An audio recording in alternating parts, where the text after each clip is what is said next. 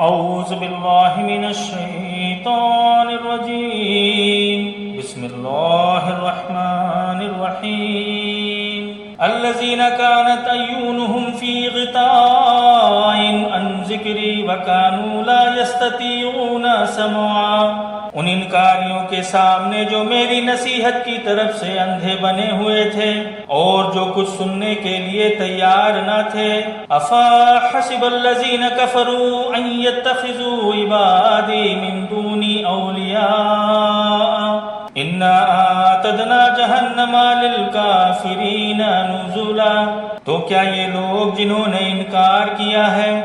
یہ سمجھتے ہیں کہ مجھے چھوڑ کر میرے بندوں کو اپنا کرتا دھرتا بنا لیں گے؟ ہم نے ایسے انکاریوں کی مہمانی کے لیے جہنم تیار کر رکھی ہے۔ قل هل ننبئکم بالاخسرین اعمالا، اے نبی صلی اللہ علیہ وآلہ وسلم ان سے کہو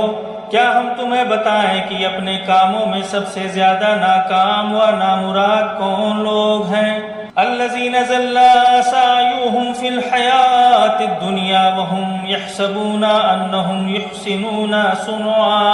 وہ کی دنیا کی زندگی میں جن کی ساری بھاگ دوڑ اور کوشش سیدھے راستے سے بھٹکی رہی اور وہ سمجھتے رہے کہ وہ سب کچھ ٹھیک کر رہے ہیں۔ اولئک الذین کفروا بآیات ربہم ولقائہ فحبطت اعمالہم فلا نقیم لہم یوم القیامۃ وزنا، یہ وہ لوگ ہیں جنہوں نے اپنے رب کی آیتوں کو ماننے سے انکار کیا اور اس کے سامنے پیشی کا یقین نہ کیا، اس لیے ان کے سارے اعمال برباد ہو گئے۔ قیامت کے دن ہم انہیں کوئی وزن نہ دیں گے۔ ذالک جزاؤہم جہنم بما کفروا واتخذوا آیاتی ورسلی ہزوا، ان کا بدلہ جہنم ہے اس انکار کے بدلے جو انہوں نے کیا اور اس مذاق کے بدلے جو وہ میری آیتوں اور میرے رسولوں کے ساتھ کرتے رہے۔ ان الذین آمنوا وعملوا الصالحات کانت لہم جنات الفردوس نزلا، البتہ وہ لوگ جو ایمان لائے